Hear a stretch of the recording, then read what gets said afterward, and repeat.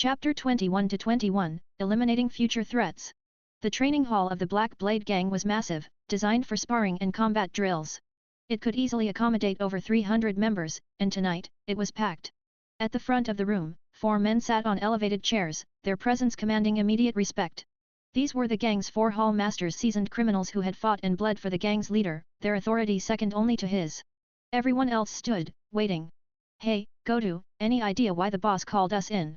One of the hall masters leaned in, irritation clear in his voice. "I was about to seal the deal with a fine little thing when you dragged me out." Godu scowled. "No clue. But it sounded urgent. I heard he took nearly 100 men out earlier. Maybe it's got something to do with that. Could be those punks from the last turf war trying to claw their way back." None of them had any idea that their boss had sent those 100 men after a single target, Blake Silva. And that every last one of them was now dead. The heavy wooden doors groaned as they swung open. All eyes turned toward the entrance, expecting to see their leader, Hideki Nozaki. Instead, a lone figure stepped inside. Blake. His silver hair shimmered under the dim lights, but it was the blood-streaked sword at his hip and the quiet storm of killing intent radiating from him that sent a chill through the room. "Is everyone here?" His voice was calm, but the cold edge in his tone cut through the silence like a blade. Godu frowned. "They're all here. Did the boss send you?" His gaze flicked to the sword, unease settling in. The other hall masters weren't as slow to realize the danger. Their eyes narrowed, their hands subtly drifting toward the weapons at their waists. Blake didn't answer. Instead, he reached back and shut the doors, locking them with a quiet click. Then, he moved. A blur of motion. A flash of silver. Godu gasped, his hands clutching at his throat as blood spilled between his fingers. His knees buckled, and he collapsed without another word. "Shit! He's an enemy," one of the hall masters roared, ripping a pistol from his jacket. The others followed suit, weapons drawn in an instant. But it didn't matter. Gunfire erupted, the sharp cracks echoing through the hall. The gangsters fired wildly, bullets tearing into walls and shattering lights, but none found their mark. Blake weaved through them like a phantom, his sword an extension of his will. Every strike was precise, every movement effortless. One by one, they fell, throats slashed, chests punctured, lives snuffed out before they even understood what was happening. The battle lasted no more than 10 minutes. Then, silence. The air was thick with the scent of blood. Corpses lay in heaps, the floor slick with crimson. In less than 2 hours including travel time, Blake had wiped out one of the city's most dominant gangs. If it weren't for the trip, he could have done it in 30 minutes. Ding. Mission complete. Reward, 100 luck points. Current luck points, 225. The system's notification echoed in his mind, but Blake barely reacted. He exhaled sharply and dropped into a chair, finally allowing himself to rest. His muscles ached, his strength nearly spent. Between the relentless combat and the continuous use of his sensory dampening ability, exhaustion had begun to creep in. Still, he felt no remorse. No guilt. Killing this many in a single night might have shaken most men. But to him, it was just another step forward. These scumbags had chosen their fate the moment they crossed him. More importantly, they had dared to threaten Eri. That alone had sealed their doom. A sudden vibration cut through the silence. A phone. Blake glanced down and spotted it lying beside one of the corpses. He reached over and picked it up. An unread email. Sender, Yuta Miki. Recipient, Silver-Haired Lord.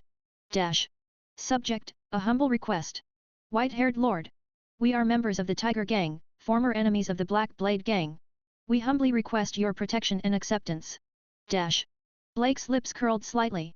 Well, he muttered, nudging the corpse of a hall master with his boot. Looks like this guy was playing both sides, or maybe the Tiger Gang set him up. Either way, it wasn't his problem. He tapped the screen and dialed the sender's number. The call was answered almost instantly. Hello. A nervous voice stammered on the other end. Blake leaned back, his tone unreadable. It's me. A sharp inhale. Lord. Will you accept us? I'm calling for one reason. Handle the police for me, and I'll give you the Black Blade Gang's territory. Dead silence. Then. What? Are you serious? Believe it or don't, Blake said flatly. I can always give it to another gang. No, we'll handle it. You won't hear a peep from the cops. Good. Blake hung up without another word. Becoming a gang boss in this mundane world? That held no appeal. But using gangs to clean up his messes? Now that was useful. Through surveillance, the Tiger Gang had witnessed the carnage at the assembly hall. The sight of a single silver-haired youth slaughtering over 300 armed men had almost made them wet themselves in fear. However, the leader of the Tiger Gang, Yuta Miki, considered himself clever. Initially, he thought he would be the first to pledge loyalty to this godlike figure, seeing it as an opportunity. But to his surprise, the silver-haired young man simply handed over the Black Blade Group's territory as if it were a gift. Mickey immediately mobilized the network of connections and power he had accumulated over the years to help Blake clean up the situation, shouldering all the blame himself. He also issued strict warnings to his subordinates not to provoke Blake. If the opportunity arose, they were to assist him to the best of their abilities. Soon after, the police had no choice but to withdraw, labeling the incident as a violent gang conflict. As for Akizuki Kaozu, who was found dead during the investigation, the police merely classified him as an unlucky bystander caught in the chaos. Blake, however, had no interest in the aftermath. After leaving the place, he went home, showered to wash away the scent of blood, and calmed himself to suppress the killing intent that had built up from his earlier actions. He soon returned to his usual self, gentle but with a faint air of mischief. His deep blue eyes, more captivating than ever, exuded a unique charm. After sending Ari a quick message, Blake enjoyed a restful sleep, only waking as dusk fell. Ding. Task issued, win over the Akizuki sisters. Reward, 30 fortune points. Ugh. Blake, just finishing washing his face, nearly spat out water, looking utterly bewildered. SIA, does the system seriously issue tasks like this? System task issuance is random. Tasks like this also happen sometimes. SIA's usually sweet voice had a hint of embarrassment, suggesting she too was taken aback by the nature of the task. So, the system is encouraging me to start a harem? How considerate, Blake muttered sarcastically as he hung up his towel. He then left for Ari's house. After ringing the Akizuki household doorbell, he heard footsteps approaching. Moments later, the door opened, and Ari immediately pulled him inside and shut the door. Blake, what happened this morning? Why did you tell us to stay hidden? Sitting on the couch, Ari clung to Blake's right arm, looking at him with curiosity. Myrina, sitting to his left, also fixed her purple eyes on him. The sisters had been startled by Blake's early morning call, especially given its urgency, disrupting their sleep after a late-night conversation. It was chaotic outside today, Blake said simply, keeping his response brief. He didn't want to trouble them with the bloody details of what had transpired. Chaotic. Ari frowned, pouting slightly at his vague answer. But seeing his serious expression, she didn't press further. Both sisters were secretly pleased, it was clear he was worried about their safety. I'm going to take a shower. You two chat for a bit, Ari said suddenly, her brows relaxing as a mysterious smile spread across her face. She winked at Blake before darting off. Blake watched her leave, confused. Ari rarely bathed this early in the evening, usually, she preferred to do so late at night. What was she up to? Why is Ari sneaking glances from the corner after saying she was going to shower?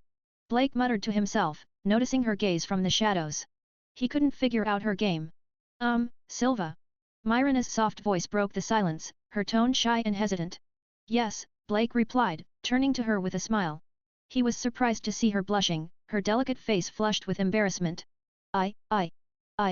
Myrina stammered, struggling to find the right words as her hands balled into fists. She seemed to be summoning her courage but couldn't get her thoughts out, her voice barely audible. Thank you for saving me yesterday, she finally blurted out, her face a mix of gratitude and frustration. Blake couldn't quite understand her conflicted emotions. It's no problem, we're friends, aren't we? He replied warmly, smiling at her. Honestly, what is wrong with those two? Ari groaned from her hiding spot, burying her face in her hands in frustration. My sister is just too shy. Looks like I'll have to step in and use the final measure. With that, she sighed, pulling a small spray canister from her pocket, the same one Akizuki Kaozu had used against her. In the Akizuki household living room, Marina sat stiffly on the sofa, her fingers nervously gripping the hem of her dress. Her violet eyes darted toward Blake, the very image of calm and confidence. She tried to speak, tried to force words out, but nothing came out the way she wanted. Why was she so timid? Ari had spent all night hyping her up, even making sacrifices to help her gain the courage to confess. And yet, every time she opened her mouth, the words came out wrong. Blake, noticing her discomfort, frowned slightly and reached out. Marina, are you feeling okay? Before she could react, his warm hand pressed against her forehead. No fever. The unexpected touch sent a shockwave through her body. Her face burned crimson, her purple eyes flickering with panic. Too close. Too close. Too close. She could barely breathe. This was the first time she had ever been this close to a man. A sudden exasperated sigh shattered the moment. That's it. I can't stand this anymore. Blake barely had time to turn before Ari stormed over, hands on her hips, looking like she was about to start a fight. Eri? What are you doing? He asked, confused by her outburst. His gaze flickered between her annoyed expression and Marina's panicked one. It didn't take a genius to realize that whatever was going on with Marina had something to do with Eri. Big sis, I'm sorry. But for your sake, I have no choice. Eri ignored Blake completely and turned to her sister. Marina's brows furrowed in confusion, but before she could react, Eri pulled a spray bottle from her pocket. And then... PSSHHH. She sprayed it directly into Marina's face. Cough. Cough. Eri, what the hell? Marina waved her hands wildly, trying to disperse the pink mist. She glared at Eri, her expression a mix of shock and irritation. But then... her pupils suddenly dilated, her breath quickened, and a strange heat spread through her body. Her expression quickly turned from annoyance to something else entirely. Blake, meanwhile, had gone completely still. His crystal blue eyes locked onto the spray bottle in Eri's hand, his lips twitching slightly. Is that what I think it is? Dash. Eri, looking far too smug, gave her sister a pat on the shoulder. Big sis, this is for your own good. Just relax and enjoy it. Then, she turned to Blake and huffed dramatically. Blake, this is as far as I can help you. Now it's your turn. Blake blinked. What? Eri crossed her arms and tilted her head. You heard me. Win over my sister.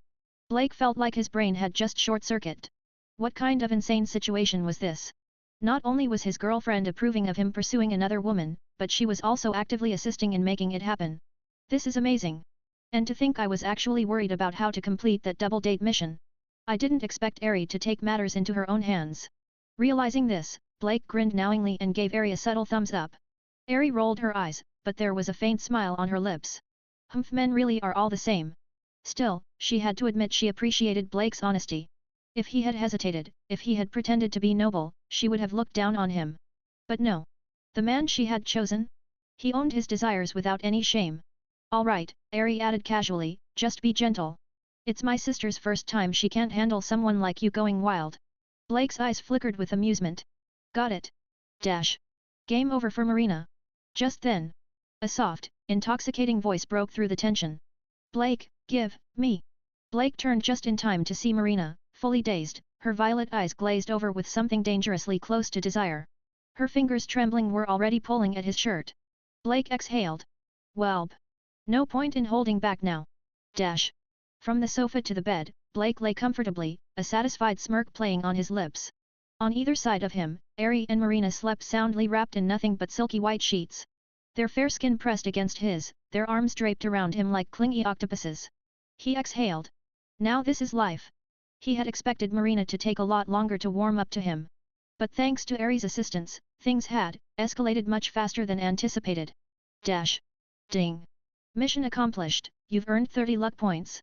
Current total, 255 luck points. A notification chimed in his mind, but the system had been thoughtful enough to delay it until now. SIA was considerate like that, she never interrupted battles or other important moments. Blake chuckled. 255 luck points, not bad. His deep blue eyes flickered with thought. SIA, what kind of stuff is usually in a beginner-level lottery? SIA's voice purred in his mind. Master, beginner-level lotteries aren't great. It's mostly low-tier stuff like pistols or tissues. Blake raised an eyebrow. Tissues. Yep. Useless junk.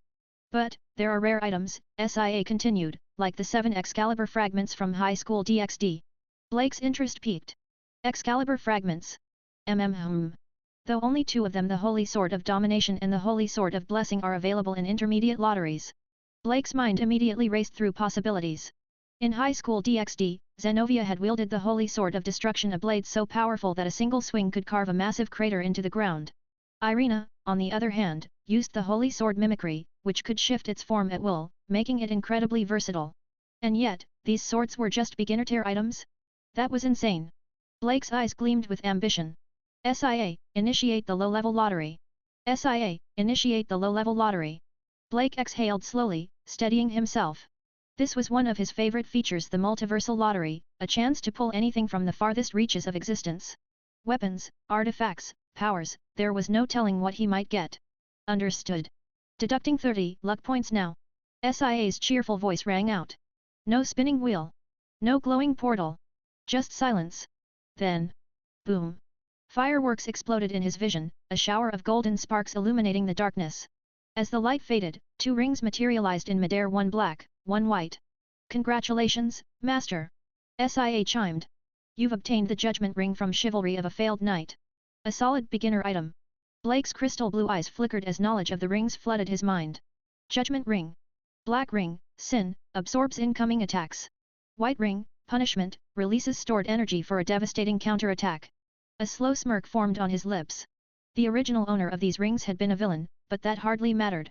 The ability to absorb and return attacks? That was an absolute cheat in battle. And now, it was his.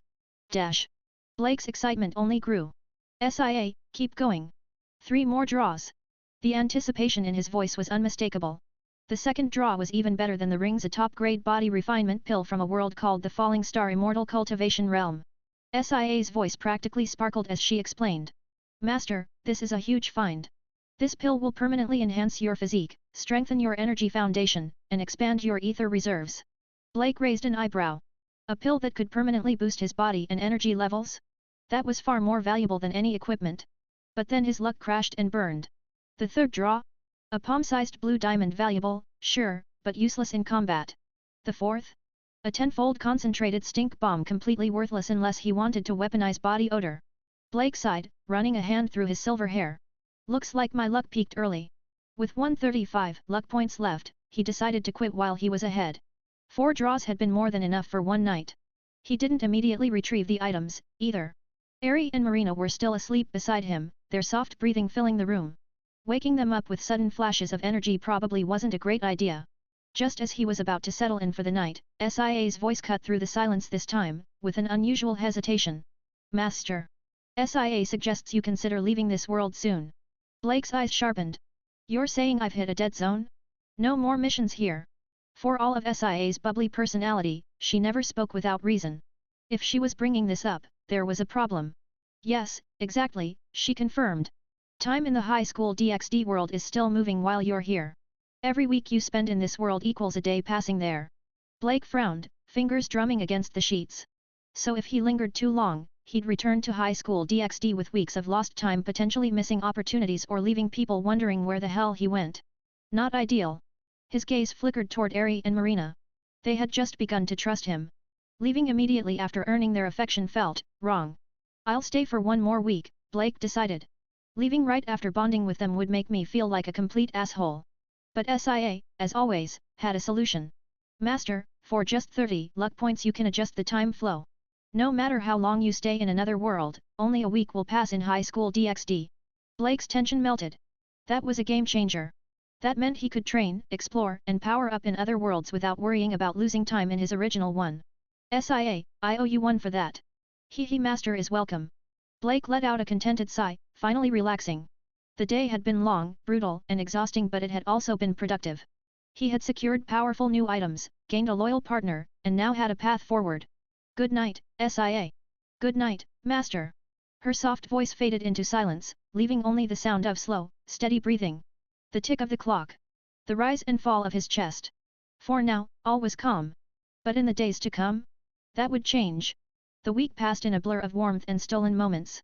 During the day, Blake accompanied Ari and Marina on dates, strolling through bustling shopping districts, enjoying quiet cafe conversations, and indulging in the simple joy of companionship.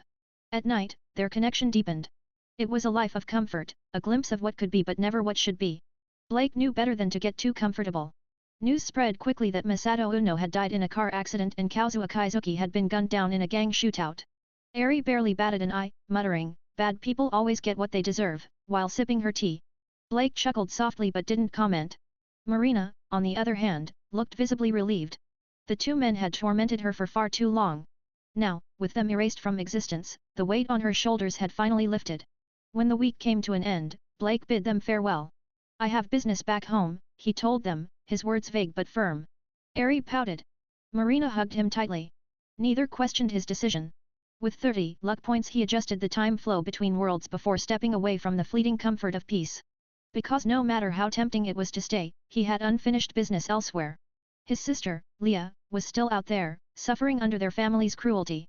And until he tore down the ones who hurt her, he had no right to rest. Phew. I'm back. Blake exhaled, taking in the familiar sight of his dimly lit bedroom. The transition between worlds always left him feeling a little off balance, like stepping from a dream into reality. His gaze lingered on his surroundings. The bed, the desk, the faint hum of the city outside, it all felt distant. For a brief second, he almost expected Eri or Marina to be beside him.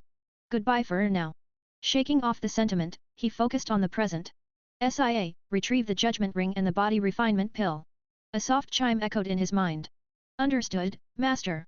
With a faint shimmer, the two items materialized on his bed: a pair of rings, humming with restrained power, and a small porcelain bottle with an otherworldly glow. He placed the black sin ring on his left middle finger and the white punishment ring on his right. A single flex of his hand sent a ripple of energy through his body. Perfect. Then, without hesitation, he uncorked the bottle and swallowed the jade-like pill inside. A moment later, heat. A firestorm erupted inside him, surging through his veins like molten metal.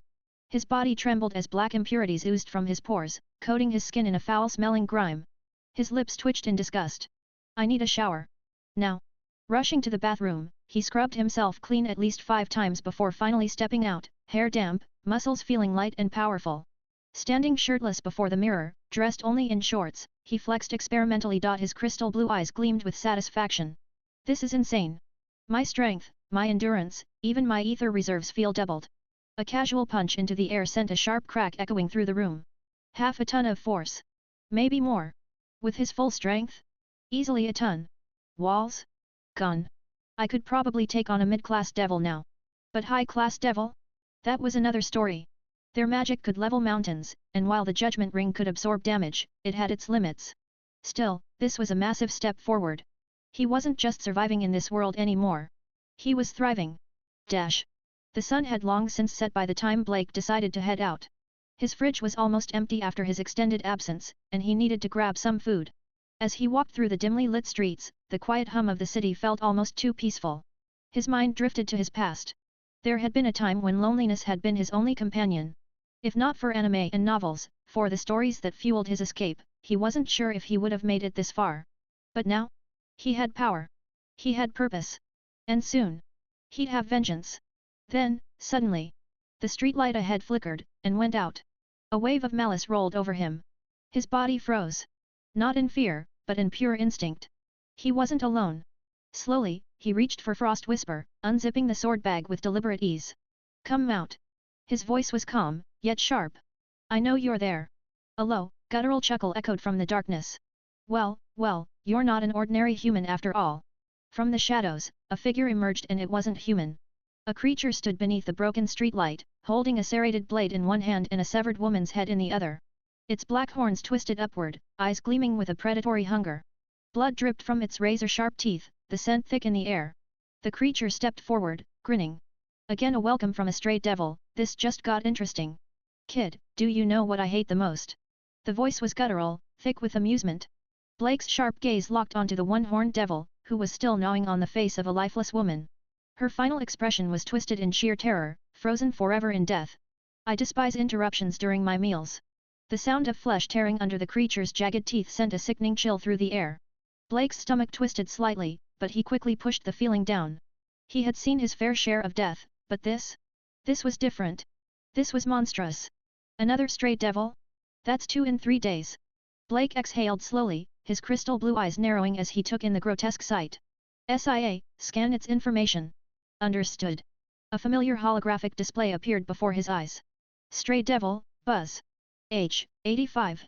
Power level, mid-class devil. Luck value, 25, 20. Blake's lips curled slightly. A mid-class devil? Not bad. Should make for a good warm-up. Meanwhile, Buzz barely acknowledged him, still more focused on his gruesome feast than on the young man standing calmly in front of him. Blake could feel the barrier around the area, a crude but effective spell designed to keep prying eyes away. Clearly, Buzz wasn't worried about anyone escaping. Unfortunately for him, Blake wasn't planning on running. Ding. Task issued, defeat your first mid-class devil. Reward, plus 50 luck points. If Luck Plunder is used to kill, the reward drops to 10 luck points. Blake chuckled softly at the system message.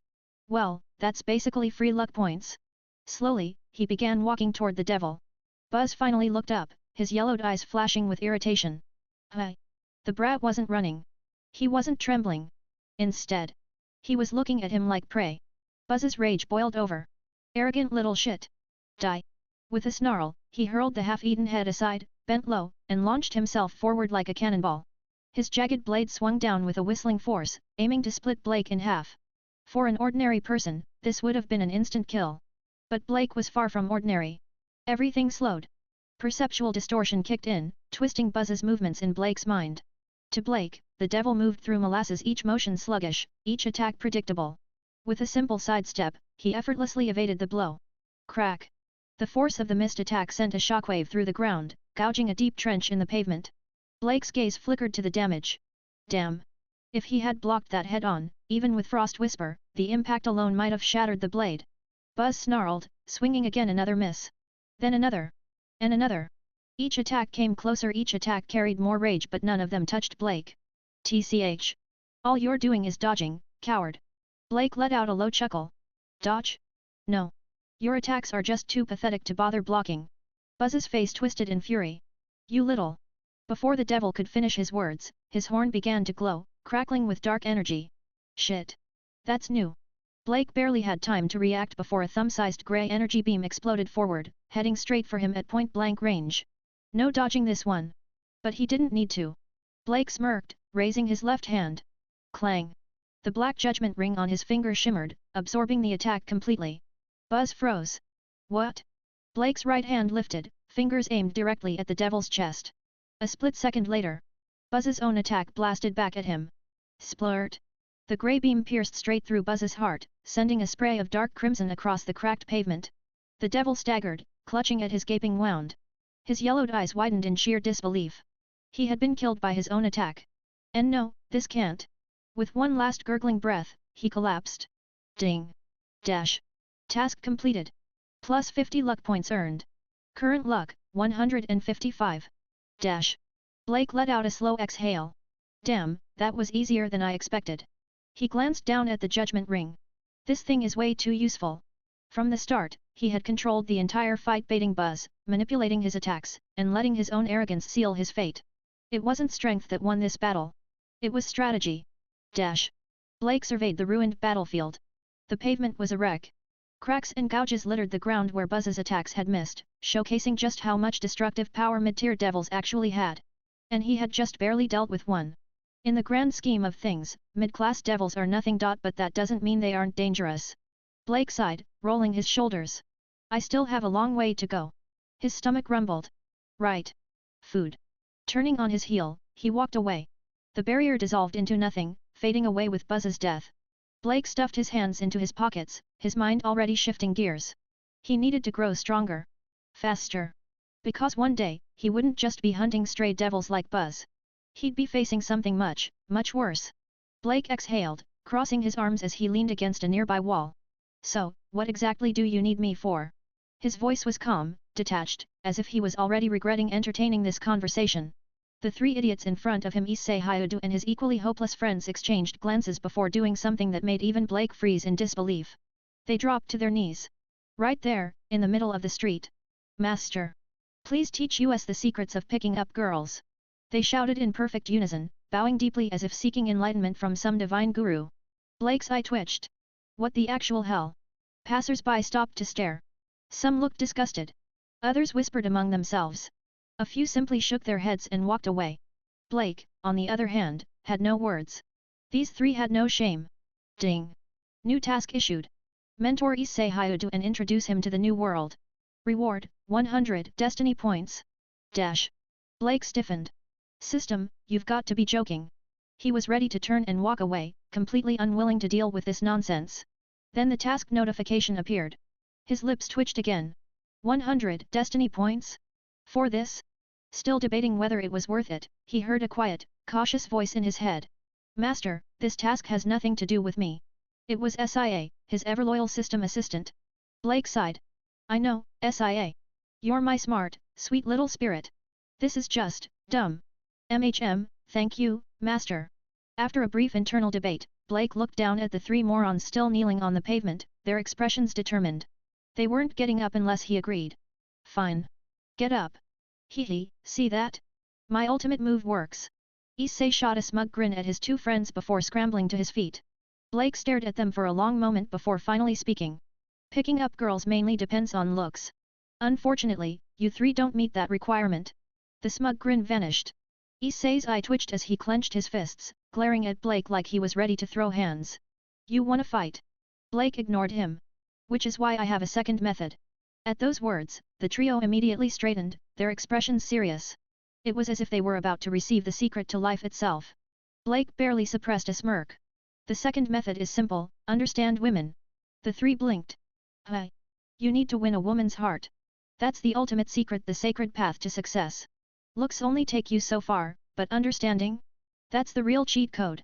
He waved a finger in front of them, his expression serious. Of course, Blake knew exactly what this task truly meant.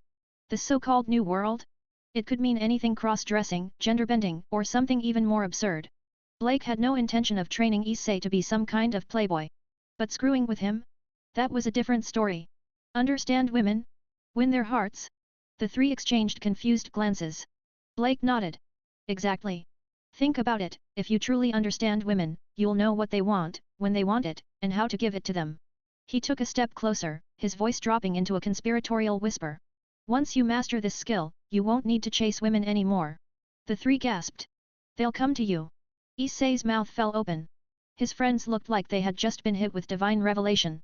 Blake smirked inwardly. Hook. Line. Sinker. Master. You're a genius. This is it. The secret formula. Issei, you're an idiot for not figuring this out sooner. Their eyes sparkled with pure devotion, their previous jealousy of Blake replaced with sheer admiration. Blake barely held in a laugh. He coughed to cover it up. Ahem. Now, let's move on to the next step, how to actually understand women. Master, we're already very familiar with women's bodies. The trio puffed out their chests with pride. After all, they had years of experience with certain types of material. If this was a written exam, they would have aced it. Slap. Blake smacked Issei upside the head. You morons. Issei rubbed his skull, eyes watering. Ow. What the hell, man? That's not the kind of understanding I'm talking about, dumbass. I mean understanding their hearts. There was a long, painful silence. Finally, Issei scratched his cheek awkwardly. Oh. Their hearts? Oh. Their hearts? Issei blinked, rubbing the fresh slap mark on his head. He gritted his teeth, but his excitement didn't wane. If this was what it took to unlock the sacred art of picking up girls, then so be it. Blake, meanwhile, kept a straight face but barely. If they actually bought this, he was going to lose it. A foolproof plan. All right, listen up, Blake continued, his tone grave. Your next step is to immerse yourselves in the ultimate training regimen. The three leaned in. You need to play dating sims, specifically, reverse harem and cross-dressing academy. Issei's eyes widened. Wait, what? Blake nodded solemnly. You must role-play as the heroine in these games. Only by fully stepping into a woman's shoes, thinking like her, feeling like her, living like her, can you hope to understand the true essence of a woman's heart. There was silence. A long silence. Issei and his friends stared at Blake, their brains struggling to process this revelation. We have to play as the girl. Blake nodded. Exactly. Play at least 100 of these games. Immerse yourselves. Become the heroine. Once you master this path, you'll understand women on a level no ordinary man can. The trio gulped. Blake almost lost it right there. With this knowledge, he pressed on, keeping his voice serious. You won't just date women, you'll make them chase after you. Wealthy, beautiful women will come running at the mere crook of your finger. Issei's hands shook. His friends' faces were filled with overwhelming awe. Blake could see it, the moment of epiphany. The moment stupidity triumphed over reason. The awakening. Master. You're a genius. Issei's eyes burned with newfound enlightenment. His lips quivered, his soul shaking with emotion. We've wasted our lives, dreaming of harems, not realizing the true path to success. We were unworthy of a woman's attention. But you have opened our eyes. Tears glistened in his eyes. Blake coughed, keeping his smirk hidden. Well, I only had to master 50 games to get where I am today. But you guys? You might need 150. They stared at him, their respect reaching godlike levels. Blake nodded sagely. I hope you can surpass me. Now, I have to head to the kendo club. He turned to leave, lifting a hand in a graceful, mentor-like farewell. Good luck, my disciples. Yes, master. The three dropped to their knees again, bowing so deeply that their foreheads nearly hit the pavement. Blake walked away with perfect composure. The moment he turned the corner, he burst out laughing. Dash. Let's go. We're starting now. As soon as Blake disappeared, Issei and his friends sprang to their feet. Ignoring the weird looks from nearby students, they bolted out of the school with one mission in mind. To buy every damn dating sim they could find. Meanwhile, the students who had witnessed the entire thing stood there, completely baffled. The puppet master. A soft, playful voice rang in Blake's mind. Master, you're so naughty. Blake smirked, adjusting the strap of his bag. It was for the mission. Otherwise, do you think I'd waste my time screwing with those 3 idiots? I'd rather be training. SIA giggled. But do you think it'll work? Blake's smirk widened. Oh, it'll work. Those kinds of games? They're a bottomless pit. Once you fall in, there's no getting out. He had seen it happen before. He had seen lives ruined. This world didn't know the horrors of trap-filled dating sims. A new challenger appears. By the time Blake reached the kendo club, the day was already winding down. The moment he stepped inside, heads turned. The club members watched in awe as he began his training, moving with effortless grace and power. Occasionally, he'd offer guidance to a certain female member, a character who appeared in the original story. The training stretched on, the sun sinking behind the horizon. Before long, the dojo was empty. Everyone had gone home. Except Blake. After wiping off his sweat, he slung his sword bag over his shoulder and made his way toward the school gates. And that's when he felt it. A presence. A midnight duel? In the shadows near the school gate, a lone figure stood. Dressed in black, face hidden behind a mask, they clutched a longsword in their hand. Their stance was steady. Focused. They were waiting. For him. Blake slowed his steps as he neared the school gate. His sharp eyes immediately locked onto the masked figure leaning against the wall. The way he stood, his stance, the way he gripped the knight's sword, it all screamed trouble. Blake's brows furrowed. So, he finally showed up. The masked figure pushed off the wall, stepping into the dim glow of the streetlights. His voice was cold, controlled. You're finally here. I've been waiting for you. Blake remained still, studying him. Despite the icy tone, something was off. There was no killing intent. No malice. Just forced hostility. Blake's lips curled into a smirk. This guy's not trying to kill me. He's testing me. SIA, scan him. As Blake casually unfastened his sword bag, he whispered the command. SIA's voice chimed in his head, cheerful as always.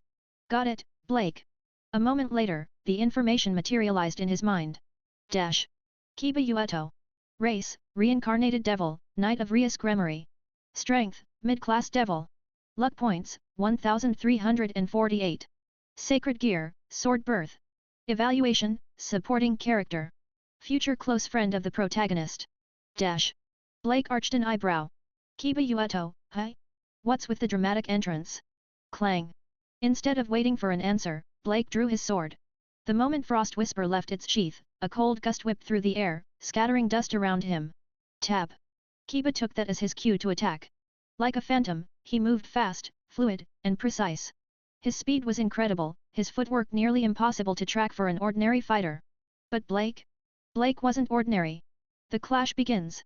Kiba was fast, no doubt. His sword birth sacred gear gave him an advantage in combat. But in terms of raw power, he was nowhere near the brute force devil Blake had crushed the previous day. That meant one thing: this fight would be about skill. And when it came to sword play, Blake had been training for over a decade. Kiba's blade shot forward, aiming straight for Blake's left shoulder. Ding! Dot! Blake's body moved before his mind even registered it. With perception distortion active, Kiba's movements slowed in his eyes, as if time itself had bent to his will. He barely had to try. A flick of the wrist. A subtle shift in his stance. Kiba's thrust missed, grazing past him harmlessly. Sparks flashed in the night as Blake redirected the attack and slid Frost Whisper along Kiba's blade, twisting the momentum into a counter-attack. The blade arced downward, aimed straight for Kiba's hand. If this lands, he's losing a few fingers. Blake didn't hesitate. He never hesitated. The desperation block. Kiba's eyes widened. In a split second, a black dagger materialized in his left hand, forged by his sacred gear. Ding! The two blades collided, metal shrieking as Kiba managed to parry, but not without cost. The impact sent him skidding backward, his footing unstable. Blake didn't give him time to recover.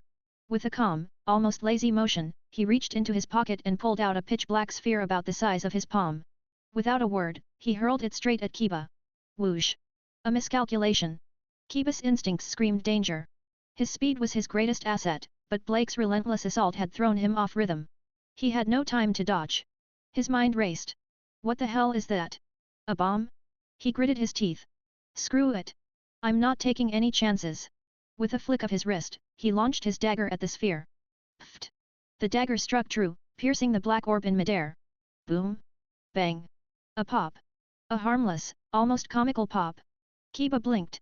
Wait, what? His brain barely had time to register the trick before it hit him. The smell. The ultimate weapon. Kiba's screams shattered the silence of the night.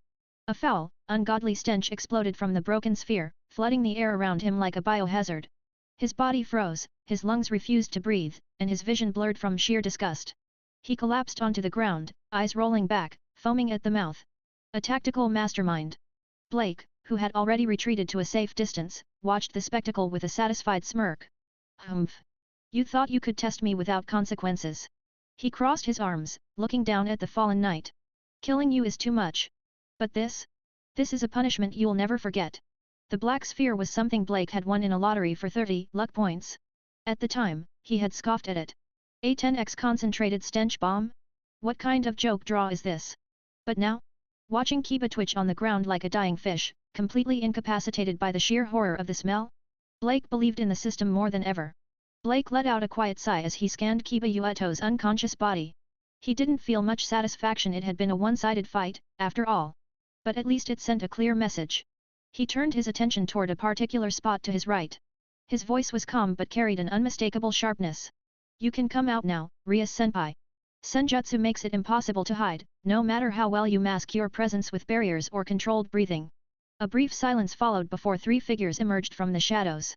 At the forefront stood Rias Gremory, her long crimson hair swaying gracefully as she stepped forward. Beside her, Akeno Himejima, the raven-haired beauty with a teasing smile, watched him with clear amusement. Their presence was imposing, yet neither carried hostility. So you noticed us, after all, Rias admitted, a wry smile playing on her lips. Senjutsu truly is troublesome.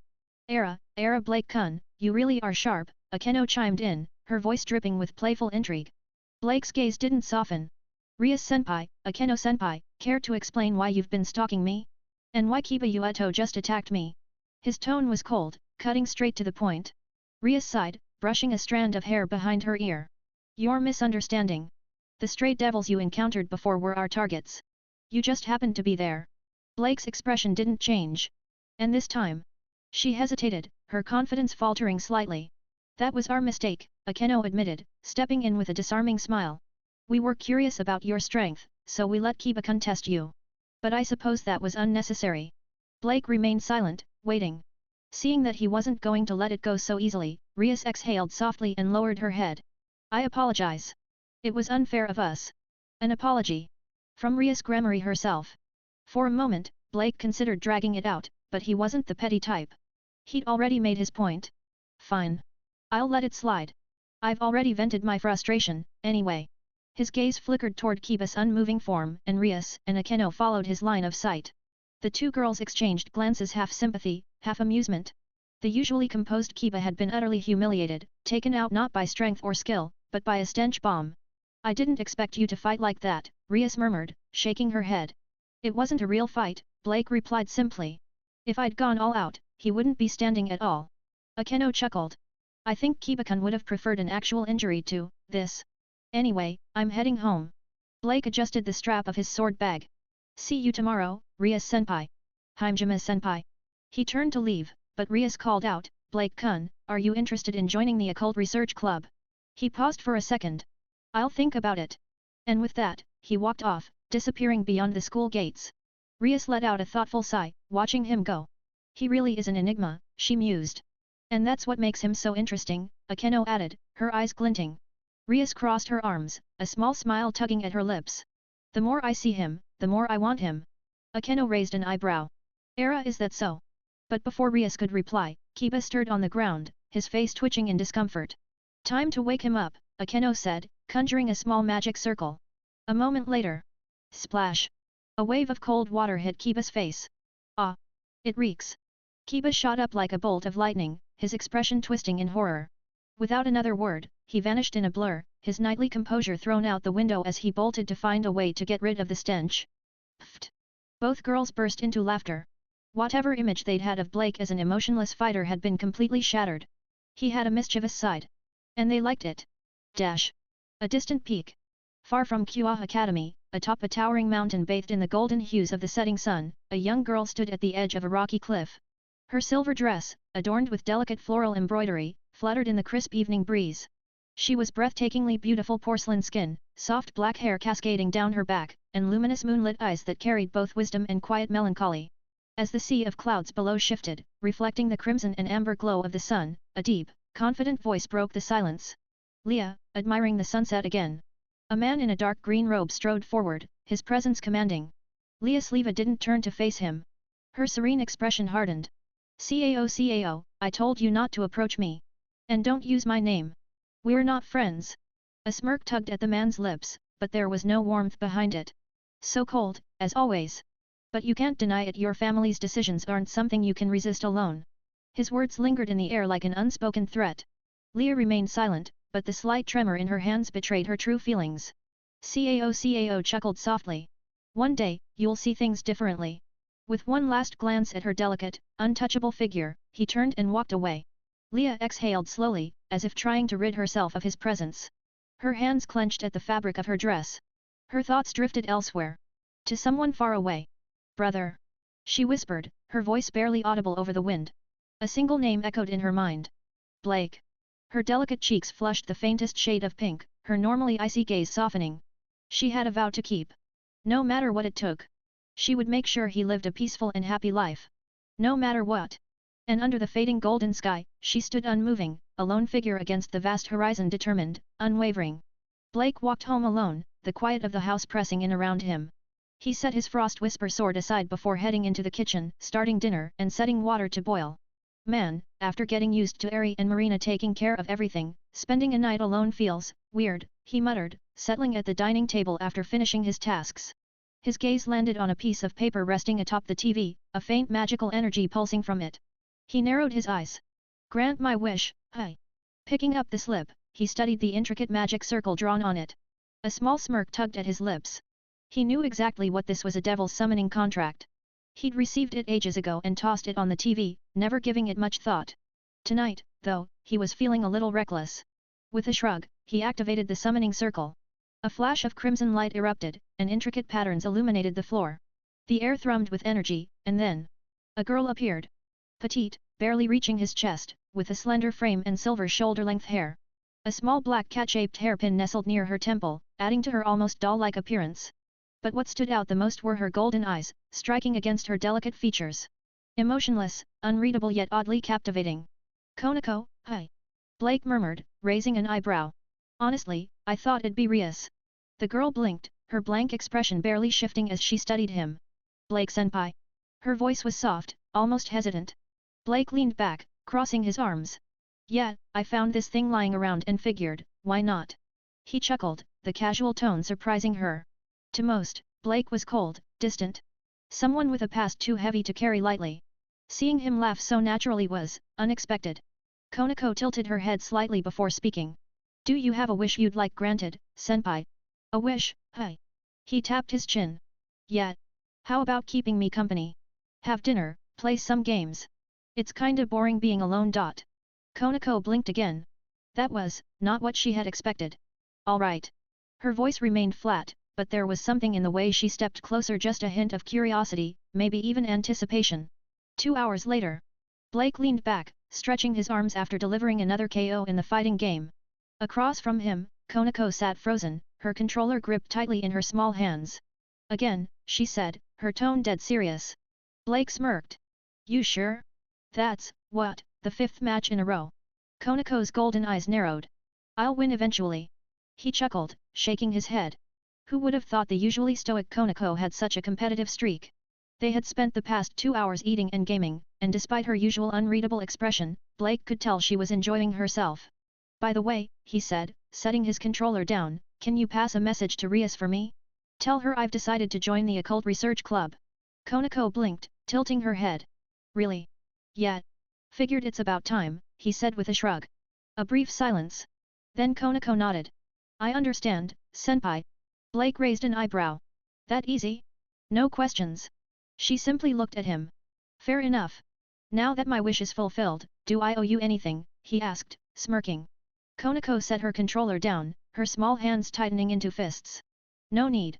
Dinner and games were compensation enough. But I have a request. Her golden eyes locked onto his, filled with something close to determination. Summon me again. I will defeat you. Blake blinked before letting out a soft laugh. You're serious, huh? Very. Shaking his head, he leaned back with a grin. All right, deal. Satisfied, Konako activated her magic circle and disappeared in a flash of crimson light. Occult Research Club. The moment Konako reappeared in the club room, Rias looked up with a warm smile. Konako, good work. Konako hesitated for a brief moment before speaking. President, Blake Senpai was the one who summoned me. She paused, then added, he said he's joining the Occult Research Club. Rias's eyes widened slightly before a slow, delighted smile spread across her face. Oh? He agreed. Konako nodded. Then, as if replaying the past 2 hours in her mind, she spoke again. Bucko, I don't think Blake Senpai is as cold as he seems. He's surprisingly gentle. Rias's expression softened. Is that so? She leaned back in her chair, emerald eyes thoughtful. Blake Silva. A man shrouded in mystery.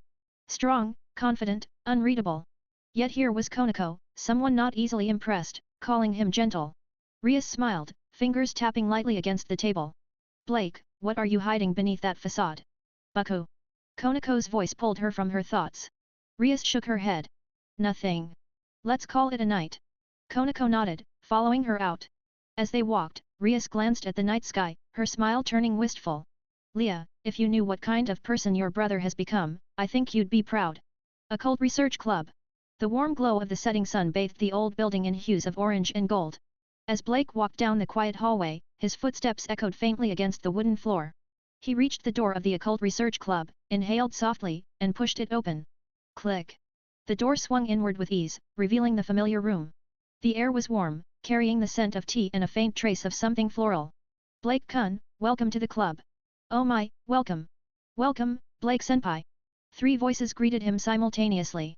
Rias, ever the charismatic leader, smiled brightly. Akeno, her teasing tone laced with amusement, poured tea with her usual grace. Konako, as stoic as ever, merely gave him a small nod. Blake smirked, stepping fully into the room. You're all so welcoming. I might just get embarrassed. Akeno giggled. Embarrassed? You? I'd love to see that. Blake took the tea Akeno handed him, nodding in thanks. By the way, just call me Blake. I've been here long enough, and all this formality still feels odd. Blake, huh? All right. Rias leaned forward slightly, her crimson locks cascading over her shoulders. Her deep blue eyes shimmered with curiosity. You've hidden yourself well, you know. Even from us. Blake chuckled. No choice. I like my peace. Konako, who had been silently watching him, narrowed her golden eyes. She had always been intrigued by him, someone who carried a weight similar to hers yet still managed to maintain a composed, even gentle, demeanor. Blake, Rias suddenly spoke, crossing her legs and fixing him with a determined gaze. Join me. Become one of my servants. Blake stilled, his fingers tightening slightly around the teacup. He set it down, meeting her gaze with a serious expression. Are you serious? Dead serious. Blake exhaled, leaning back in his chair. You do realize the consequences, right? Even if I'm the abandoned son of the Silva family, that title still holds weight. They won't take kindly to this. Rias smiled, unwavering. I'm Rias Gremory. I don't answer to them. Blake studied her for a long moment, a faint warmth spreading through his chest. He could see it, her genuine desire to protect him. By becoming her servant, he'd gain her protection, her backing. It was a tempting offer. And yet... no. Silence fell over the room. Rias blinked, her confident smile faltering. Akeno raised an eyebrow, while Konako tilted her head slightly. None of them had expected that. Can I ask why? Rias finally spoke, her tone softer. Blake smiled, though this time, it was different, more personal, more direct. Because I don't want to be your servant, Rias. I want to be your boyfriend. Rias's breath hitched. Blake leaned forward, his blue eyes locked onto hers. I may not have known you for long, but I've already fallen for you. Your strength, your kindness, your beauty, it's hard not to. Akeno's amused hum broke the silence. Oh my, what an unexpected turn. I think I'm a little jealous. Konako's usual expressionless face flickered with the faintest hint of pink. Rias, on the other hand, stared at him, her cheeks flushing. Blake, you shouldn't joke about things like this. I'm not joking. His voice was steady. Rias swallowed, suddenly feeling as if the air in the room had thickened.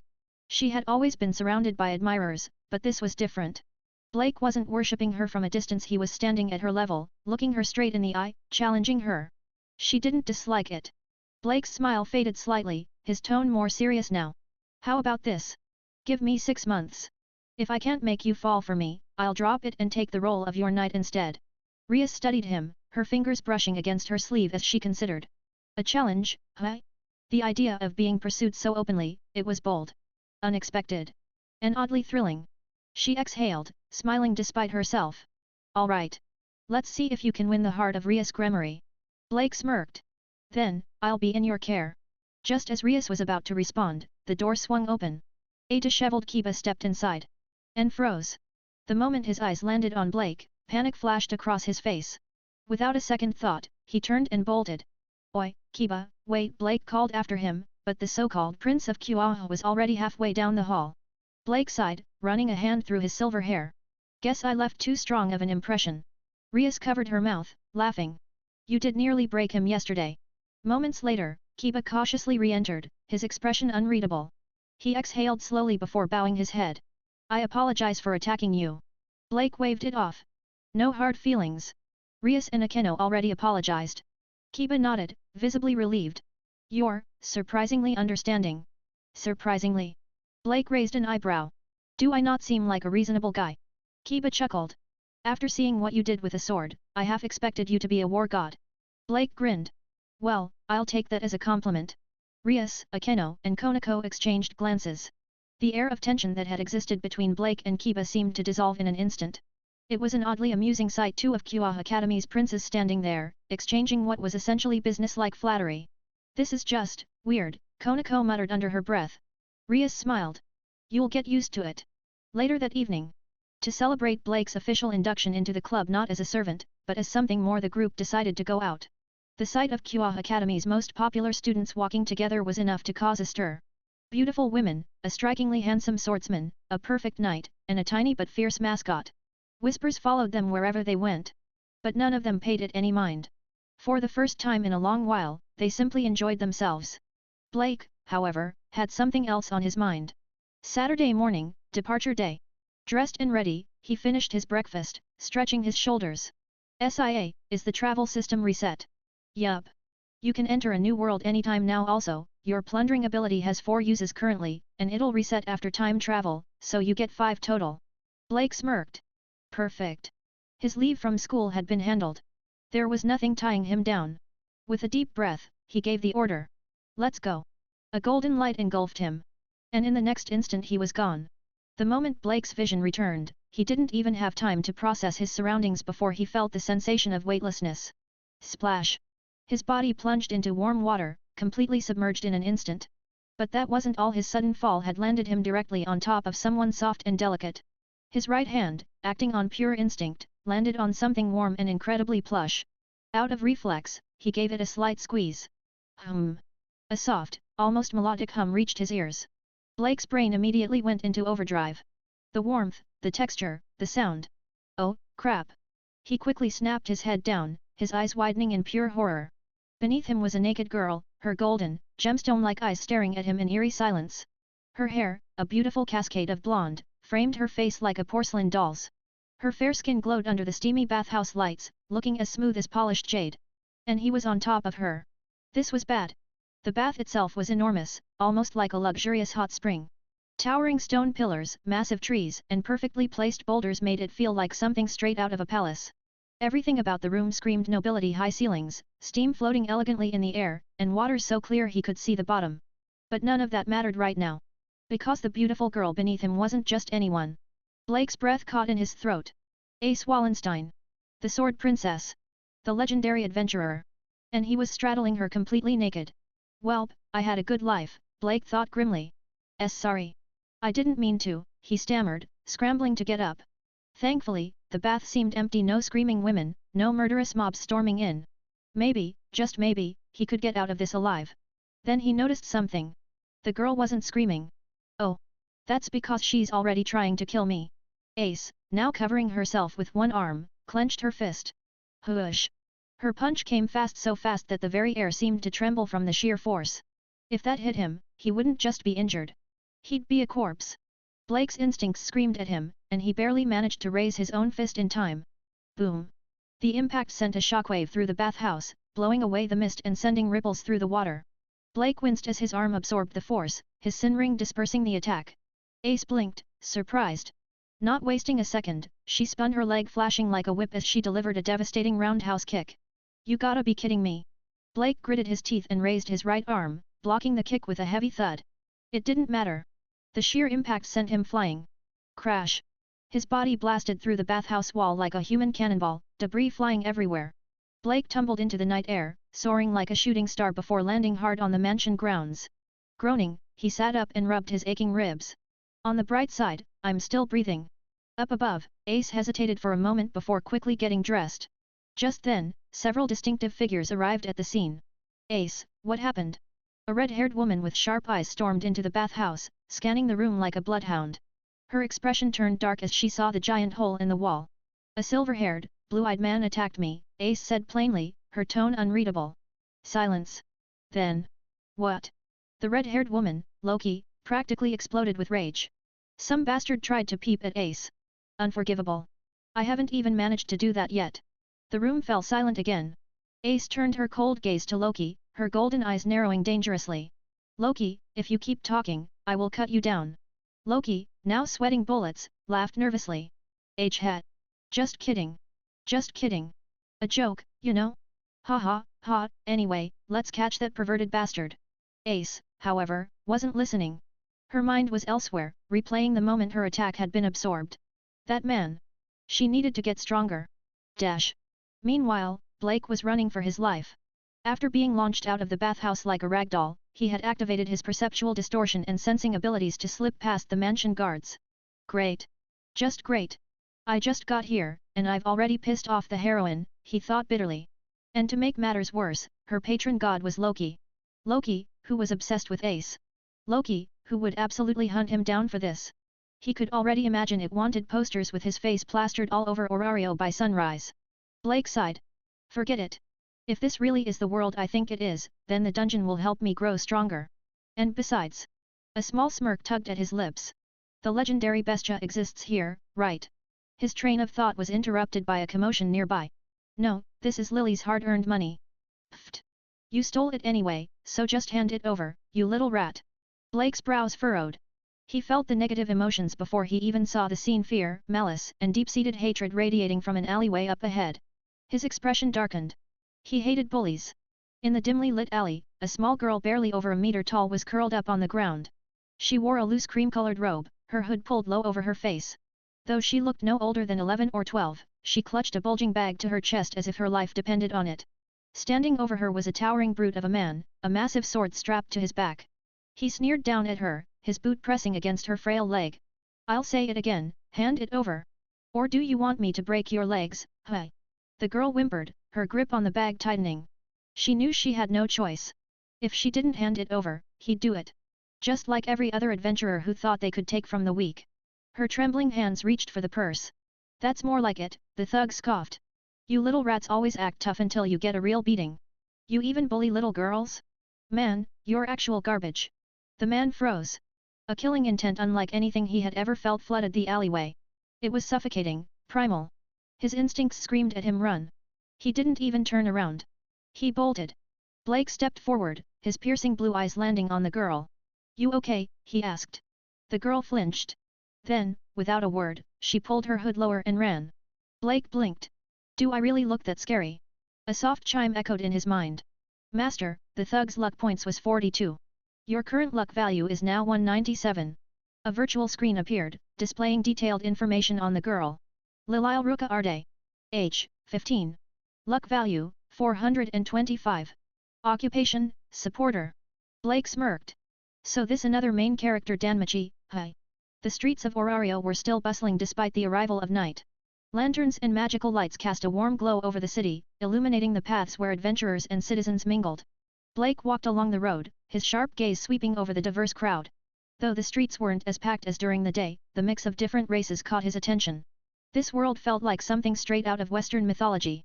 Elves, dwarves, orcs, Amazons, fantasy races of all kinds coexisted here. And at the heart of it all stood Orario, the Labyrinth City. A massive metropolis built atop the infamous underground dungeon, Orario was a hub of adventure, commerce, and intrigue. Governed by an organization known as the Guild, the city thrived on the risks and rewards the dungeon provided. Beneath Orario lay the ever-changing labyrinth, a vast subterranean world teeming with monsters, creatures born from the depths, hostile to all who dared to challenge them. The Guild oversaw dungeon exploration, regulating the adventurers who ventured into the unknown to battle these beasts and claim the treasures hidden within. Adventurers came in all shapes and sizes: elves, beastmen, halflings, amazons, and humans alike. They fought not only for wealth and glory but to survive in this unforgiving world. Blake had already encountered one such adventurer earlier, a large brute with a rotten personality. But scum or not, even he was part of Orario's grand cycle of survival. However, adventurers weren't the only ones who made Orario their home. The city was also host to deities, gods who had descended from the heavens to experience mortal life. Over 1,000 years ago, these celestial beings had sealed away their divine powers, choosing instead to live among mortals in a more human-like existence. They sought entertainment, pleasure, and distraction from the boredom of eternity.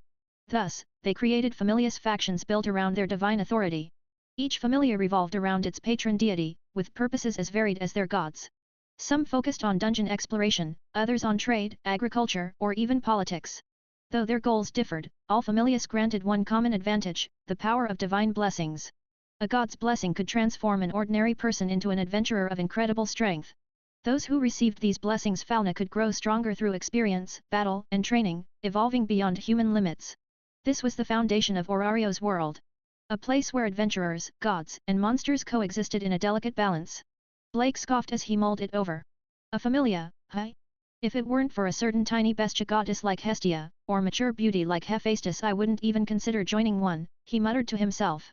With SIA, his plundering system, he had little need for a god's blessing. It might be useful, but he had no intention of becoming some divine being's plaything. Most gods treated life like a grand game, their familias nothing more than entertainment. Still, he had to admit this world had its charm. His gaze lifted toward Babel Tower, the massive spire at the city's center, a monument to both the gods and the dungeon beneath. Not bad at all. Just as the words left his lips. Ah! A startled cry pierced the night, and before Blake could react, something soft crashed into his chest. He instinctively reached out, grabbing the person's wrist before they could fall. RUALRI. Thump. Before he could finish his sentence, his world spun. His balance faltered, and the next thing he knew, he was tumbling forward straight onto the person he had tried to catch. And then, their lips met. MMMMMMM. The girl beneath him let out a muffled sound of shock.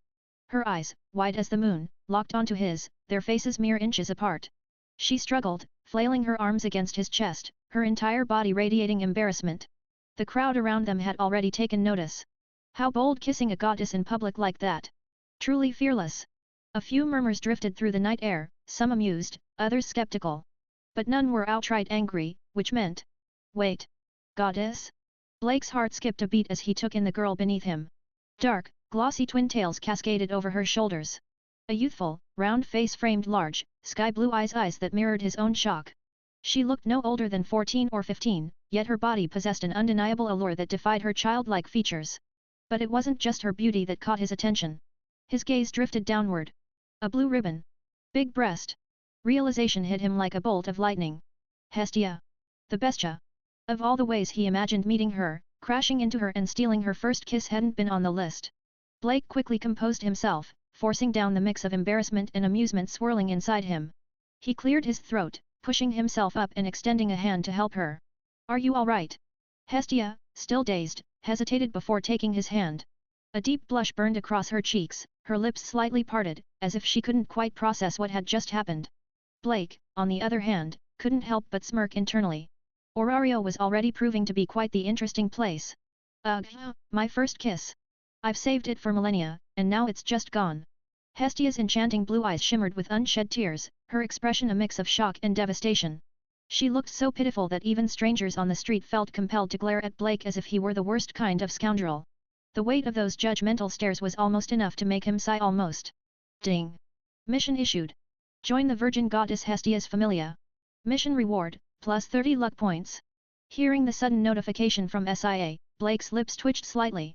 This system really knows how to pick its moments. He exhaled softly and turned to Hestia, his expression sincere. This was my fault. As an apology, I'll grant you one request. Name it. Hestia, who had been moments away from a full-blown breakdown, abruptly stopped crying.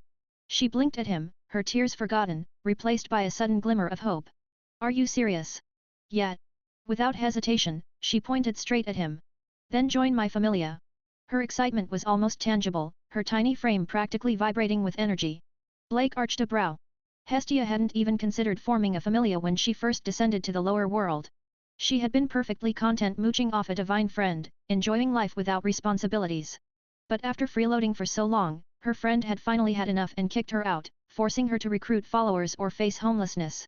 Desperate, she had tried inviting anyone, even old men in their 70s. But without money, influence, or a reputation, no one was willing to join her. After all, divine blessings Falna weren't unique. Any god could grant them, and they all worked the same way. If an adventurer had the choice, they'd naturally choose a powerful familia with resources and security, rather than a struggling one that left them to fend for themselves. And so, despite her beauty ranking among the top goddesses in Orario, despite her fairy-like face, childlike cuteness, and undeniably generous curves, not a single person had agreed to follow her. Which left her in a hopeless situation. And now, just as she was about to be abandoned by fate, Blake had given her a chance. I am the goddess Hestia, she declared, looking up at him with newfound determination. What's your name? Have you joined a familia yet? Blake. Just arrived in Orario. No familia. Hestia brightened immediately. Blake Kun. My request is for you to join my familia. The moment she spoke, murmurs rippled through the crowd. Poor thing. Yet. Hestia's familia has no members. It's literally the weakest familia in Orario. There's no way he's gonna accept. No one would risk their life for that. Hestia's excitement dimmed as she heard their words. Her lips pressed together, and she lowered her gaze. She knew she was in a tough spot. She wouldn't even blame him if he rejected her. Maybe this was just how things were meant to be. But then... Familia, huh? If that's your request, then I accept. The world seemed to pause. Hestia's eyes widened. The bystanders froze, blinking as if they had misheard. Wait, what? Did he just agree? No way. Is he crazy? An older adventurer, seeing Blake's sincere expression, stepped forward. Young man, I get that you're feeling guilty, but you don't have to go that far. You do know that Hestia's familia has nothing, right? You'd be starting at a huge disadvantage. Blake met his gaze evenly. I said I'd keep my word. Besides, if you see someone in need, isn't it natural to help them? The sincerity in his voice caught everyone off guard. Hestia's blue eyes shimmered again, not with sadness this time, but with pure, overwhelming joy. A warmth spread through her chest, filling her with a happiness she hadn't felt since coming to the lower world. Blake Kun. Before he could react, she launched herself at him, wrapping her arms tightly around his waist. Ah! I can't believe it. Blake Kun, you're amazing. Blake stiffened. Because while Hestia was undeniably small and cute, there was also no escaping the softness that was now firmly pressed against him. He fought to keep a straight face. Focus. Focus. Meanwhile, the onlookers had completely lost their composure. What the hell? He really agreed? Just like that? Is he actually just a really nice guy? I take back what I said earlier. He's either noble, insane, or ridiculously lucky. Hestia, of course, was oblivious to all of this. Clinging to Blake, she practically radiated excitement. Come on, come on. We need to get back and give you a Falna right away. As if terrified he might change his mind, she kept her arms locked around him, dragging him off into the night. Blake let himself be pulled along, his thoughts swirling. Yep. This was definitely the right decision. Hestia was the best. Childlike charm, ridiculous curves, and the purest enthusiasm he'd ever seen in a god. And now? She was his goddess. Dash. From the crowd, two figures watched as Hestia and Blake disappeared down the street. One of them, a young woman with long, pointed ears and shimmering green eyes, tilted her head, her lips curling into an amused smile. He's an interesting one. Her brown hair gleamed under the lamplight as she turned and walked away, her steps light and deliberate. In another direction, a gray-haired girl silently slipped into the shadows, her expression unreadable. Neither of them knew it yet, but their paths would cross with Blake's soon enough. Hestia, where exactly are we going? Blake finally spoke after getting used to the warmth of her grip. He glanced down at Hestia, who was still clinging tightly to his arm, her small hands wrapped around his wrist like a lifeline. In the original story, Hestia lived in a run-down temple, practically homeless. The thought made him sigh inwardly. Humph. Blake Kun, do you know Hephaestus? She's my best goddess friend, and I live at her place right now. Hestia puffed out her chest with a proud grin, as if bunking at a friend's house was some grand accomplishment. Blake's lips twitched slightly. Just call me Blake. Blake. Hestia beamed, as if she'd just won a prize. Then, as if suddenly remembering something, she gasped. AHH. We need to hurry. If I'm late, Hephaestus will lock me out. Without warning, she grabbed Blake's hand and bolted forward, dragging him through the bustling streets of Orario like a child racing home before curfew. Dash. By the time they reached Hephaestus' mansion, Hestia was panting, hands on her knees. Blake, on the other hand, barely looked fazed. Phew. Hestia, 1 more minute and you'd be spending the night on the streets, came a dry voice from the doorway. The mansion door swung open, revealing a tall woman with short, fiery red hair. A black eye patch covered her right eye, but her left burned with sharp intelligence. She stood with arms crossed, her presence commanding. Where the hell have you been? Hephaestus asked, her voice half annoyed, half concerned. Hestia flinched. I wasn't messing around. I was, finding a follower. She quickly grabbed Blake and shoved him forward like a human shield. This is Blake. He's my first familia member. Isn't he great? Blake took a step forward and gave a polite nod. Goddess Hephaestus, thank you for looking after Hestia. I appreciate your kindness. Hephaestus raised a brow, scanning him. Unlike most people who groveled before gods, his tone carried respect but no servitude. It was the way one spoke to an equal, not a superior. Interesting, Hephaestus murmured. Hestia, you might have actually found yourself a decent one. She wasn't just referring to his words, his soul was clear, untarnished by greed or darkness. Not many in Orario had such purity. Hestia practically glowed with happiness. He's amazing, right? Let me tell you how we met. But as she recounted the events leading up to this moment, she reached the part about her stolen first kiss, and her face turned a deep shade of crimson. Hephaestus smirked. All right. Less talking, more blessing. Get to it. Hestia pouted but nodded. Come on, Blake. Let's go to my room and get you your fauna. Dash. Inside a modest but cozy bedroom, Blake lay on his stomach, shirtless, while Hestia straddled his back. The position was intimate. He could feel her warmth through the thin fabric of her dress. His senses were painfully aware of her small hands resting on his bare skin. All right, Blake, you're new to Orario, right? How much do you know about the blessing? Hestia's voice was light and teasing, but she sounded genuinely curious. I know a little, Blake admitted. But I'd love to hear your explanation. Hestia grinned, proud to be the one teaching for once. Well, the blessing isn't some magic power-up, like boom. Instant strength. It's just a key that unlocks your hidden potential. You see, all mortals have untapped abilities, but without guidance, they go undiscovered. What we gods do is bring that potential to the surface, turning it into measurable progress. She leaned down slightly, her breath brushing against his ear. Think of it like a seed buried underground. Depending on how you live your experiences, your training it can grow into something powerful, or wither away. Blake listened attentively, letting her words sink in. In short, Hestia continued, your growth isn't something we give you. It's something you earn. The blessing just lets us track it. She paused expectantly, waiting for his reaction. Blake smiled. That was an excellent explanation, goddess. Hestia giggled, clearly pleased. Hee of course. I've been studying the lower world for a long time now, you know. Blake chuckled. Her excitement was contagious. All right, now let's get to the actual blessing. Hestia pricked her finger with a small needle. A single drop of divine blood welled up before falling onto his back. The moment it touched his skin. Whoosh! A surge of energy pulsed through his body, like ripples spreading across a lake. A faint blue glow emerged, forming ancient, intricate symbols that hovered above his back. They shimmered, shifting, aligning into sequences, as if responding to some unseen force. Hestia's expression turned serious as she traced the symbols with her fingertips. The glow brightened, revealing an ornate crest on Blake's back, a furnace-like design surrounded by sacred script. In this world, an adventurer's body was like a book, and the fauna was the pen that wrote their journey. Every battle, every challenge, every triumph, all of it would be recorded in this sacred script, shaping his path.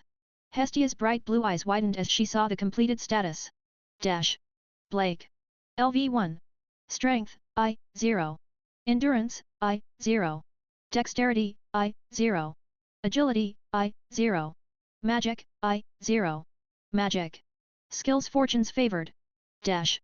Wah. Hestia's breath hitched. For a moment, she just stared at the paper, blinking in disbelief. Then. I knew it. I hit the jackpot. Before Blake could react, she threw herself onto his back, rubbing her cheek against his skin like an overjoyed cat.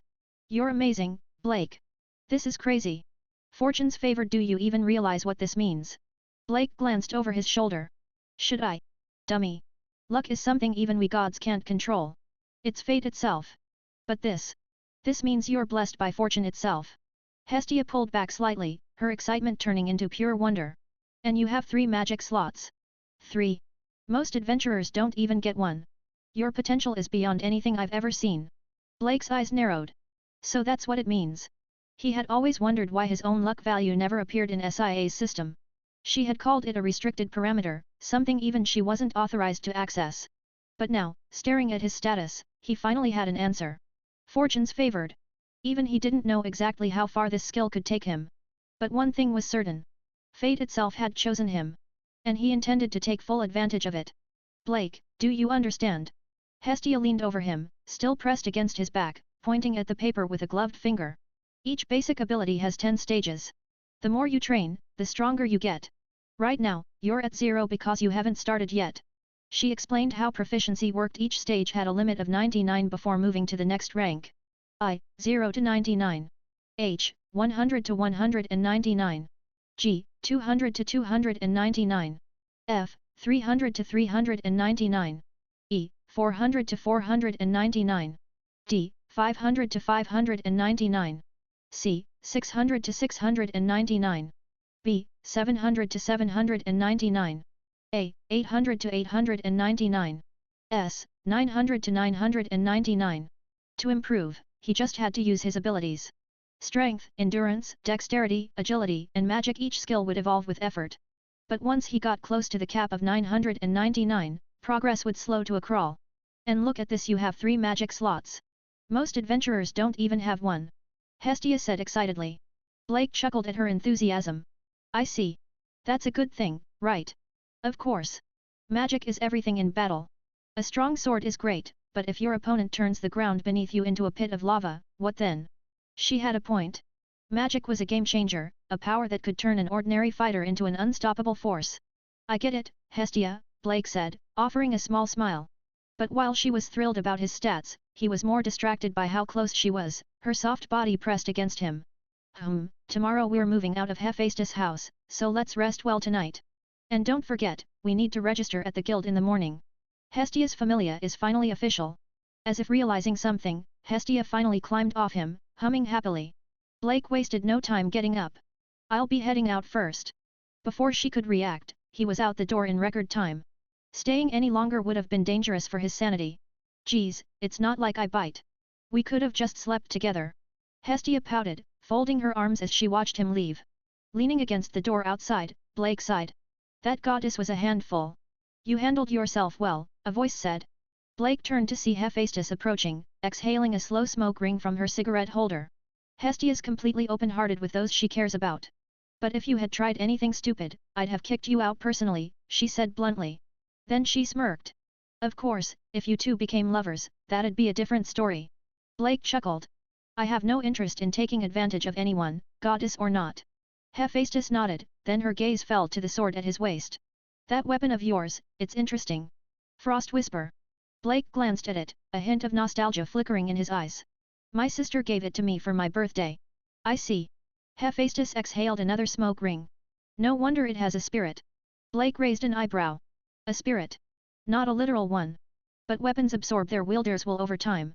Yours has been cherished, not just used. That's rare. A genuine compliment from the goddess of forging? That was unexpected. As a gift to celebrate Hestia's new familia, let me modify it. Blake hesitated. I appreciate the offer, but I don't want to change her. If she changes, it won't be Frost Whisper anymore. Hephaestus studied him for a moment, then smirked. You really do love your sword, huh? Relax, I'm not going to change it. I'll just add an indestructibility effect. No matter what happens, she'll never break. Now that was an offer Blake couldn't refuse. All right. I'd be grateful for that. Good. Come back in a week to pick it up. Oh, and your room's just down the hall, she said, turning away. Blake watched her leave, then muttered, thank you. The next morning. After saying their goodbyes to Hephaestus, Hestia practically dragged Blake to the guild headquarters. The building was massive, designed like a grand temple, with towering pillars and intricate carvings.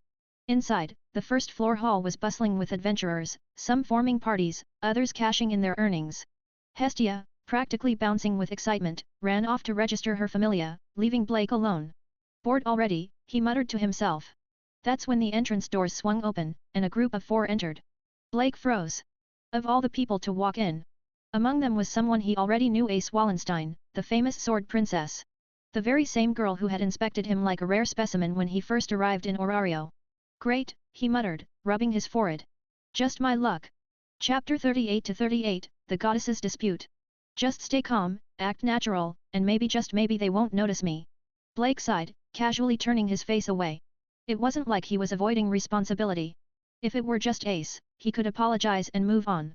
But with Loki the mischief-loving, troublemaking goddess standing right there? Yeah, no thanks. She'd turn this into a full-blown spectacle. Of course, the gods had a twisted sense of humor, and the more he tried to avoid trouble, the faster it came charging at him. With a sinking feeling, he watched as Loki, grinning like a cat who'd found a cornered mouse, made a beeline for Hestia. Well, if it isn't the little virgin goddess, Loki teased, her smirk growing. What are you doing at the guild? Shouldn't you be at Hephaestus' place, freeloading as usual? Hestia froze, her hair practically standing on end. What did you just say? She spun around, hands clenched into fists, glaring daggers at Loki. This goddess was a menace, constantly getting under her skin. Humph. If you must know, I'm here to register my familia, she declared, puffing out her chest. Loki raised an eyebrow. Oh? A familia, huh? So you finally tricked some poor sucker into joining. Hestia turned red, partly from rage, partly from the sheer audacity of that statement.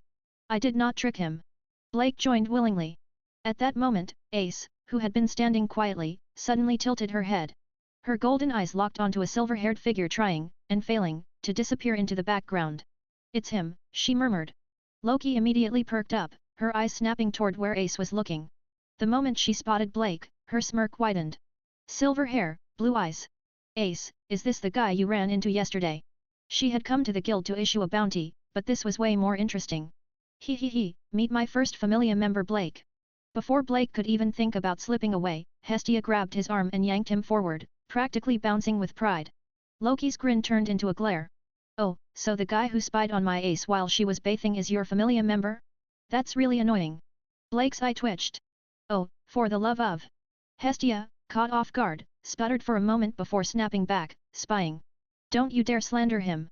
Blake was with me all night. There's no way he could have been peeping at Ace. Blake coughed. Maybe rephrase that last part. And even if he was just some ordinary adventurer, do you really think he'd survive after sneaking a peek at Ace? Your familia would have killed him on sight. Loki paused, eyes narrowing. Ordinary adventurer. For the first time, she actually studied Blake instead of just messing with Hestia.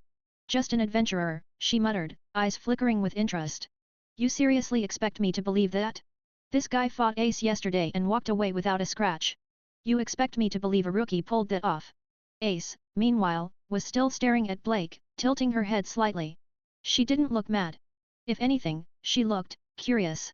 The brief exchange they had the night before was still fresh in her mind. If he was truly a beginner, she wanted to know how he did it. Before Blake could respond, another voice cut through the conversation. Hey, little brother, are you really a newbie adventurer? Blake barely had time to react before 2 hands, one on each arm, grabbed him. On his left, a tanned Amazon girl with a wild grin leaned into him. Her outfit resembled a dancer's attire, thin cloth barely covering her chest and a long skirt wrapped around her waist, exposing her toned legs. On his right, a girl with waist-length hair and a more refined, composed aura mirrored her sister's appearance.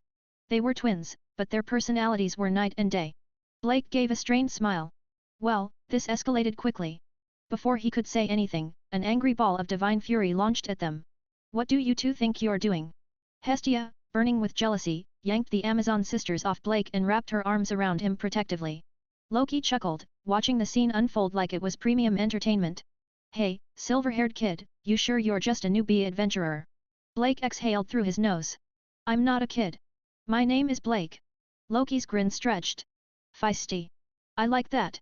Before the situation could get any worse, another voice rang out from the crowd. I can confirm that Blake is a new adventurer. Blake turned, raising an eyebrow. A young half-elf girl stepped forward, dressed in a guild uniform. She had a calm, collected air about her, and her voice was soft but firm. The second she spoke, the chaotic energy of the room dimmed. Blake studied her, a flicker of recognition sparking in his mind. That voice. It was the same one that had given him that heartfelt warning the night before. Oh, fantastic! Just when I thought this mess couldn't get any crazier. Blake blinked. And you are? The half-elf girl smiled politely. I'm a receptionist at the guild, and I'll be your supervisor from now on. Her voice was calm and composed, but Blake could tell she had stepped in to de-escalate the chaos before it spiraled even further. Hestia, sensing an opportunity, crossed her arms with a smug grin. Loki, what do you have to say now? I've got a witness. Or are you actually trying to convince me that my ordinary Blake somehow fought a level 5 sword princess to a standstill? Loki didn't answer. She was too busy staring at Blake like he was a newly discovered treasure. Her mind raced. Ace never lied, and she'd clearly confirmed that Blake had clashed with her. Not to mention, there had been physical evidence in the form of battle damage at the scene. If all of that was true, then Blake wasn't just good, he was something else entirely. And that meant one thing. No way in hell was she letting that tiny brat keep him. Loki narrowed her eyes and suddenly smirked. Blake, after everything that happened yesterday, don't you think it's time to take responsibility? The entire guild fell silent. The Amazon twins, who had been watching from the sidelines, perked up, now even more intrigued. Even Ina was caught off guard. Take responsibility? For what? The surrounding adventurers were struggling to keep up. A supposedly normal guy had fought Ace? And now Loki was demanding he take responsibility? What exactly had happened between them? Wait. Blake, is this true? Hestia, her confidence wavering, turned to look at him with wide, teary eyes. If Loki was pushing this hard, it wasn't just a baseless accusation. Blake exhaled slowly. He'd tried to explain earlier, but things had escalated too quickly for him to get a word in. Yet, he admitted reluctantly. It happened. SSSS. The room collectively gasped. Blake wasn't sure what was more uncomfortable, the stunned expressions or the sheer envy radiating from every male adventurer in the room. The idea of anyone standing toe-to-toe with Ace was almost blasphemous. Hestia's lip quivered. Be Blake. Meanwhile, Loki's grin widened like she had just won a prize. So, you admit it? Well, then. Spying on Ace while she was bathing is a serious crime, my friend. So tell me, what's your plan for fixing this? Blake pinched the bridge of his nose. Look, I'm sorry. How do you want to settle this? Loki's smirk turned devious. Simple. Leave that tiny familia and join mine. Hestia stiffened. The smugness drained from her face, replaced with pure, unfiltered rage. You can't just try to steal my Blake in public like this. The temperature in the guild seemed to drop 10 degrees. The crowd, which had been waiting for some kind of punishment, was now completely thrown off. Wait, aren't they supposed to be punishing him? Why does this feel more like a goddess love triangle? Is Loki trying to seduce him away? Hestia grabbed Blake's arm and yanked him protectively toward her. Back off, Loki. Blake is my family. Loki, undeterred, shrugged. Oh, come on, I'm doing this for his own good. He's obviously wasted on you. The smug look on her face was infuriating. She was enjoying every second of this. The bystanders, meanwhile, were witnessing something truly historic. A public goddess cat fight. Over a man. Even Ace seemed mildly interested, her golden eyes shifting between the two goddesses and Blake, as if trying to piece together what exactly was happening. Blake sighed. Sorry, I refuse. The bickering stopped instantly. Hestia looked up at him, eyes shimmering with emotion. Blake. Loki, on the other hand, frowned. You sure about that, silver-haired brat? Do you really understand the consequences of what you're saying? Blake's expression didn't waver. Yet. Yesterday's accident aside, I won't leave Hestia. I owe her. Hestia clung to his arm like he had just saved her life. Blake, you're the best, she sobbed dramatically. Loki, however, wasn't done. Oh her, hi? That's cute and all, but you still haven't explained how you ended up in our bathhouse. Blake sighed. You think I wanted that to happen? Loki's eyes narrowed. Then how did it happen? Before Blake could answer, Ace suddenly spoke. Loki, stop threatening him. The room tensed. Ace's voice was calm, but something about the way she said it silenced any further arguments. Blake blinked. Did she just defend me? Loki visibly twitched. Ace never spoke up like this. Not for anyone. The other adventurers were just as dumbfounded. Wait, hold on. Why is Ace defending him? Did something happen between them? The way Ace said Blake's name so casually only made things more suspicious. Loki turned to her prized adventurer, still visibly thrown. Ace.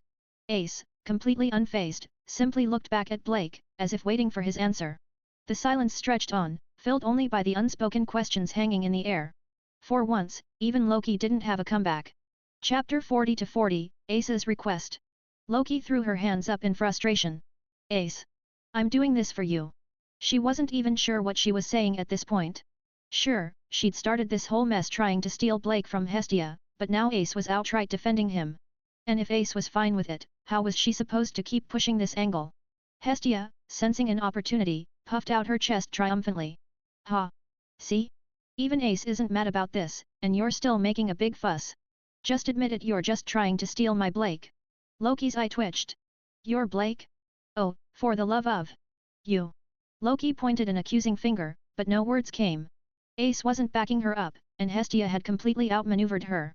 On the sidelines, Ina sighed, rubbing her temples. Is this seriously happening? A goddess cat fight, over a man, first thing in the morning. Meanwhile, Blake, fed up with the endless bickering, exhaled and turned to Ace. Wallenstein, thanks for understanding. I really appreciate it. I'm sorry for the, misunderstanding, but if you ever need help, just ask. I owe you one. A beat of silence passed. Then, something no one expected happened. Ace nodded and, without hesitation, reached out and took Blake's left hand. I want you to teach me that power. The guild went dead silent. Adventurers gawked, some nearly dropping their weapons. Others openly stared in disbelief. The hell did she just say? Did the Sword Princess just ask him for guidance? Who is this guy? Hestia, who had been basking in her victory a moment ago, nearly choked on air. Wait. Wallen whatever. Just because you helped my Blake doesn't mean you can just steal him. She pointed at Ace with a dramatic flourish, looking as if she'd just caught someone cheating on an exam. Ace, completely ignoring her, stood there with her golden eyes fixed on Blake, her expression unwavering. Blake, meanwhile, was just now realizing how much attention she was drawing. Dressed in a white and blue battle dress, slightly backless, with a sword at her hip and long golden hair cascading down her back, Ace had the kind of ethereal beauty that could stop traffic. Her doll-like face, delicate yet unreadable, only added to the effect. And now, this literal legend of Orario was standing in front of him, holding his hand, looking at him like he held the secrets of the universe. This wasn't helping his reputation at all. The power from yesterday, Ace repeated, tilting her head slightly. I want to learn it.